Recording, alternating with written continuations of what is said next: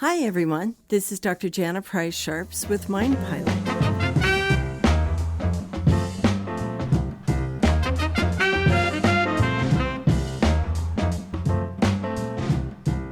Today we're going to talk about a very important subject for everyone, although it may be one of the more difficult things for people to do. Today we're going to talk about boundaries.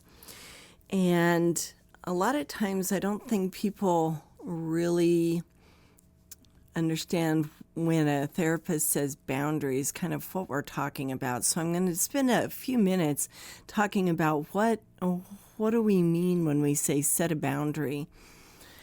People have different kinds of boundaries. We have boundaries on who can touch us and when. We have boundaries about our beliefs, our religious beliefs. What do we believe? What do we don't believe? We have boundaries about maybe our politics, what we believe is true and what we don't believe, which party we're a part of, if you're part of a party, like Democrat or Republican or Independent or whatever. We also have boundaries about our trajectory in life. So, do you want to be an engineer and maybe your parents want you to be, physicist or something along that line. So boundaries are about having your own trajectory in your life, making those decisions. Some therapists call this individuation. And what it really means is that you get to be you and you get to decide about you. So your friends say, hey, let's go out and get a couple drinks and go dancing. And you say, I don't want to go dancing. Oh, come on. You want to go. So that would be an example of somebody kind of crossing over a boundary. Once you say no to someone, then a healthy person will go, oh, okay, no problem.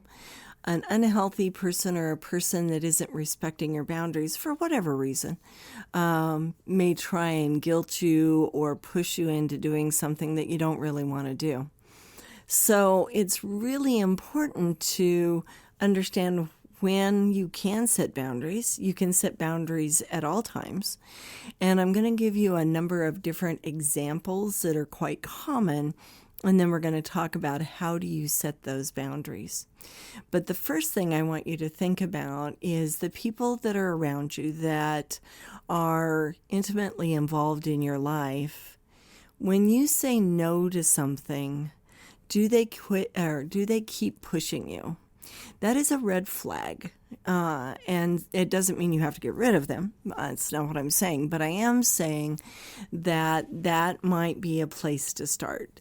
If somebody just keeps pushing you into it, you want to do it, it'll be okay, why aren't you doing this?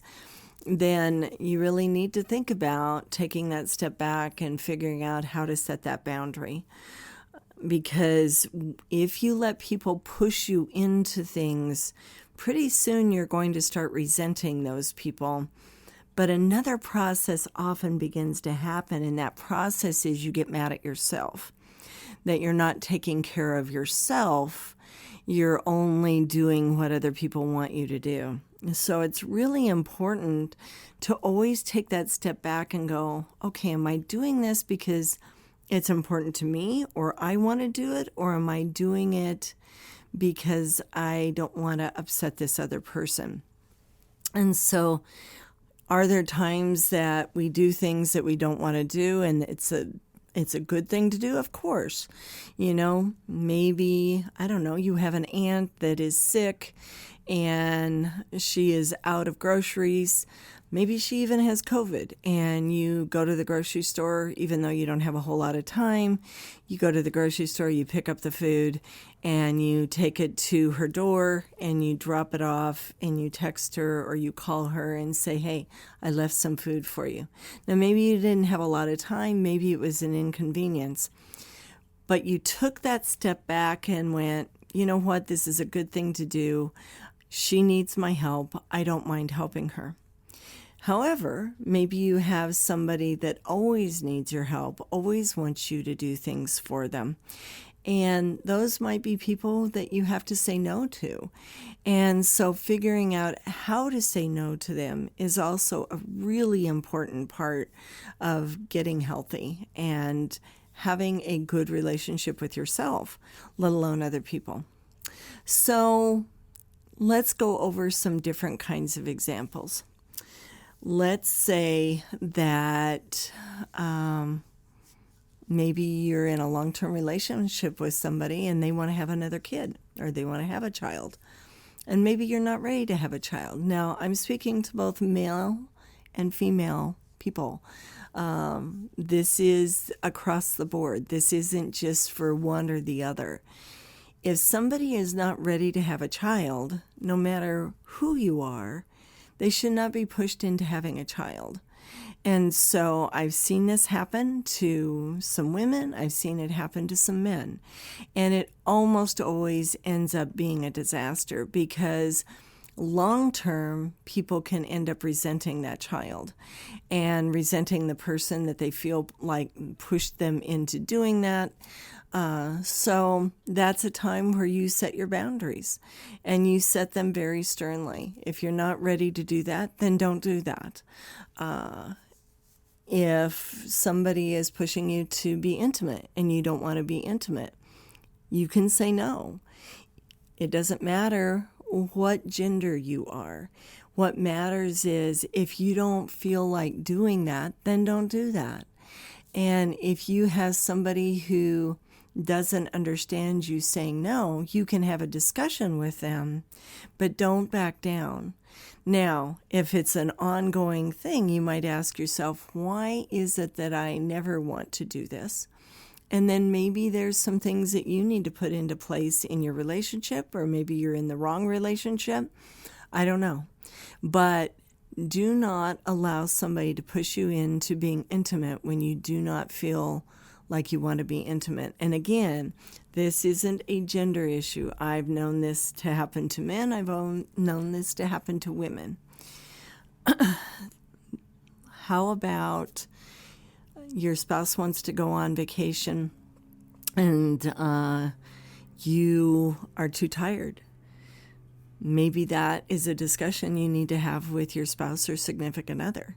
You know what? I just need to rest for 3 days. I know that I have some time off coming up, but I'm just exhausted.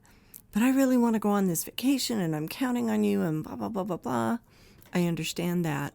But I also can feel my system getting very overwhelmed and I need to take care of my body. So I need to stay home for 3 days. If you want to go ahead of me, and then I will, take a plane and catch up with you, or I'll drive down, or whatever the case may be, then maybe that's what you need to do. Now, I know that not all significant others are going to be okay with this, but this is part of those boundaries in relationships. Not everybody is going to be thrilled when you say no. Remember when you were a kid and your parents told you no and you were really angry with them? Well, that doesn't go away. People never like to be told no. People want their way, and I get that. The more you have given in, the worse that's going to become, because then people are going to understand that if they throw a big enough fit, or they get mad enough at you, or they give you the silent treatment, or they withhold different things from you, that maybe you'll give in. Do not give in. Set your boundaries nicely, but set your boundaries. But are there times where you go, okay, I'm doing okay. I'll go with you folks, but maybe I'll come back early. Or I'll go, but then I'm going to take an extra couple days off and just relax. Or, think about different ways of dealing with this. This becomes a huge issue around the holidays. People don't like their in-laws, or they don't like certain family members, and they don't like being around those people.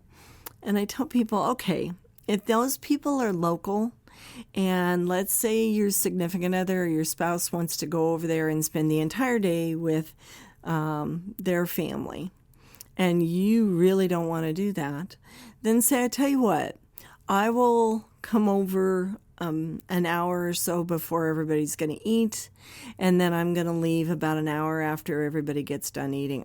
I'm not going to be there all day. I am very uncomfortable around your folks.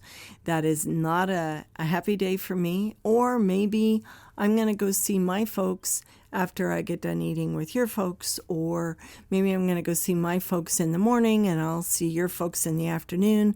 We'll just take separate cars. Are people always thrilled with this? No, they're not, and I understand that. But both people get their needs met, and that's something that's really important if you're in a relationship. It's not about always just getting your way. It's about working through things that both people get at least some of their needs met. And it may not be exactly what you want. It may not be exactly what the other person wants, but it's a way of working through it. Sometimes people will alternate. They'll go one place for one holiday and they'll go to another place for another holiday. However, if there is a situation where you really don't get along with that particular group of people, then you might want to minimize your contact with them. So if your spouse is flying out to, Boston and spending a week with his or her parents, and you really loathe his or her parents, then maybe you say, I tell you what, I'll fly out the day before the holiday, I'll spend the holiday, and then I'm going to fly out the next day. I'm not going to spend a whole week, but I want you to have that time. That's something you really enjoy, and maybe you take off the other time and go spend it with your family members or friends or whatever. But don't just get shoved into things, because that's how resentment and anger ends up getting festering in a relationship. Money, financial. This is a big one. The things that people fight about most in long-term relationships are typically kids, finances, sex, and a lot of times time together. So finances. Let's say you have one person that's very frugal and really doesn't want to ever spend money, and maybe you are a person who really likes to spend money. It's very important that the two of you get on the same page as far as finances. You might want to go through a financial planning class. There's a lot of speakers that do a really good job of helping people figure out their finances, but you need to get on the same page so that one person isn't getting to just make all the decisions financially and the other person just has to live with whatever they have decided. That creates a lot of animosity in relationships and a lot of resentment. So get together and figure it out. If one person is ordering a lot on Amazon and spending a lot of money, and the other person is coming home to 1 million boxes and none of it has anything to do with him or her, they're going, okay, we have a bunch of bills to be paid and you just spent, $1,000 mail ordering things. We need to discuss kind of a budget. A lot of families do very well if each person gets a certain amount of money they can spend per month on whatever they want to spend it on, within reason, obviously. Going to Vegas and having illicit sex is probably not under that category, but things like, I want to buy a new, power saw, so that's what I'm going to do with my $250 this month. Okay, fine. But then when you find something else you want to buy, no, that isn't going to work. Okay, you got your $250. I got my $250. Next month, you can buy it then. So having some kind of reasonable monetary plan. Now, that may mean that you work with somebody, a professional who helps people manage money, because you might need a mediator, especially if it's been going on for a long time. But get it handled. Don't just keep sucking it up, letting it go until you're really angry and now it's a messy divorce. So when things are on your plate, take them off one at a time and get them resolved. So often when we see couples come in for marital therapy, it's because they just kept putting things on their marital plate and never getting them resolved. You have to come to some understanding, whether it's about children, whether it's about sex, whether it's about finances, or whether it's about jobs or how much time you spend together. There are people that are very independent and just kind of go and do things, and there's other people that aren't. If you're married to somebody that is very different in that area than you are, you really need to think about, okay, what works for both of us? I've seen couples where one person is very active and wants to do a lot of active things, and the other person maybe isn't as active. Maybe their idea of a fun day is to sit and, eat some popcorn and watch a movie. So what is going to happen with that relationship if they don't work it out? It's going to be a mess.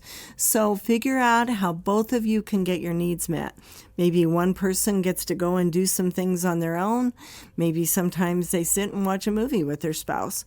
Maybe their spouse sometimes goes with them to do things and sometimes stays at home and reads a book, but figure it out so that it works for both of you. Don't just let it sit there and simmer, because it will cause problems. One of the biggest things that people have to learn in healthy relationships is there are going to be times where you have to say no.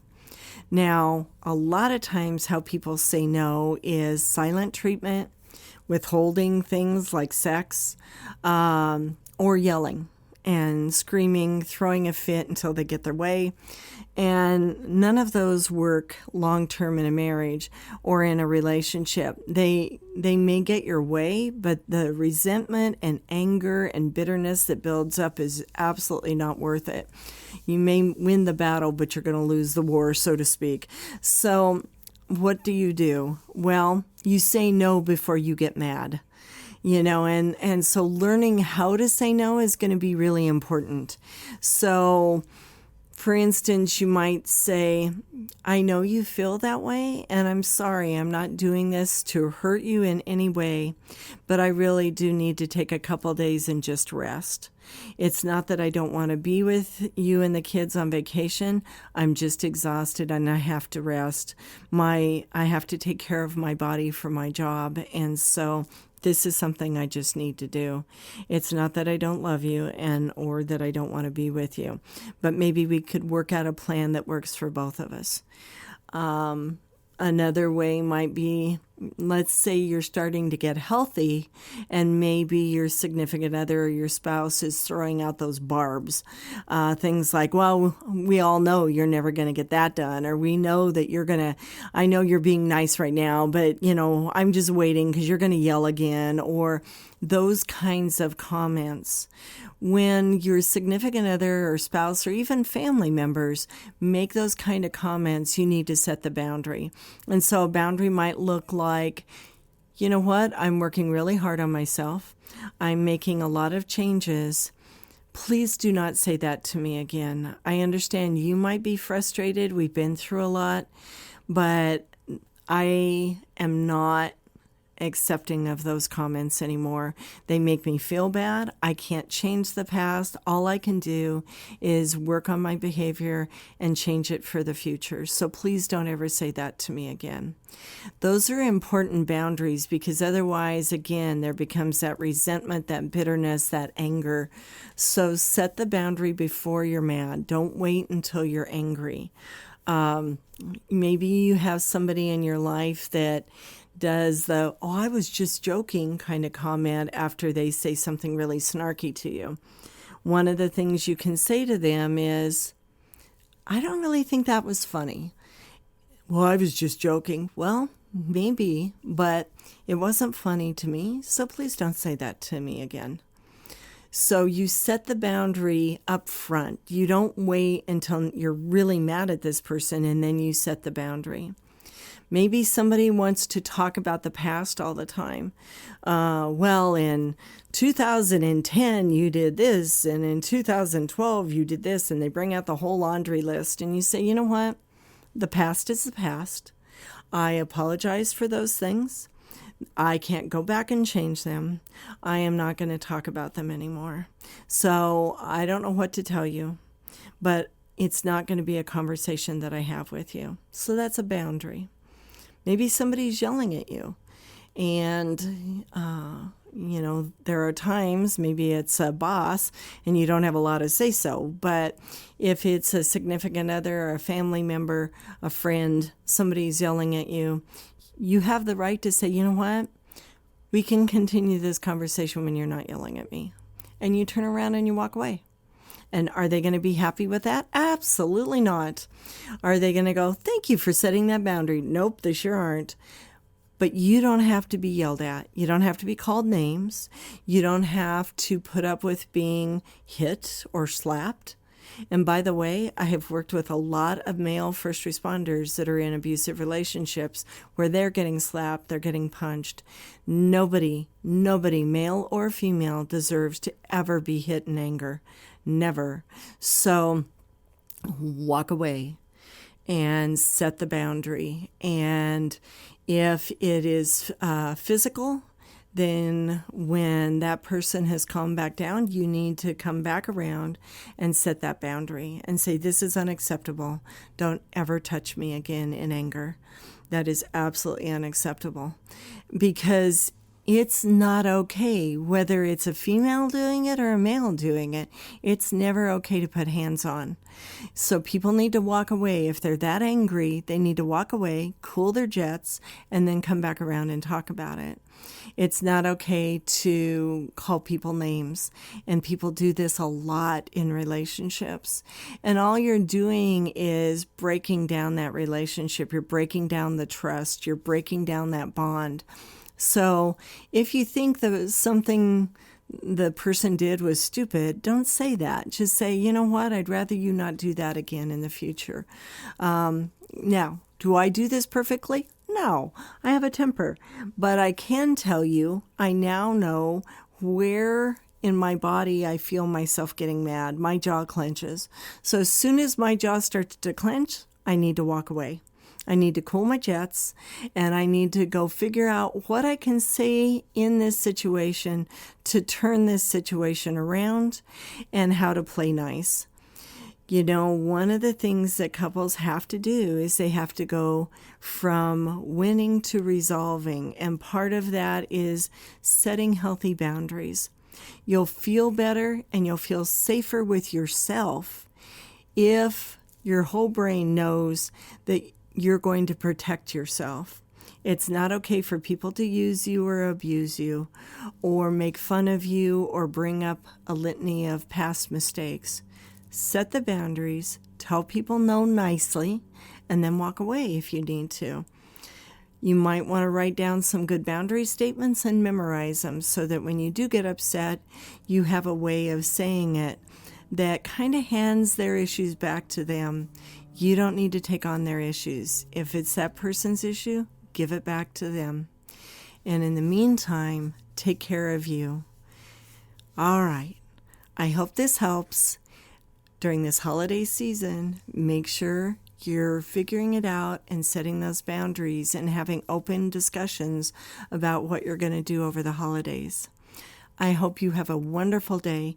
Thank you for joining us today at Mind Pilot. Don't forget to subscribe.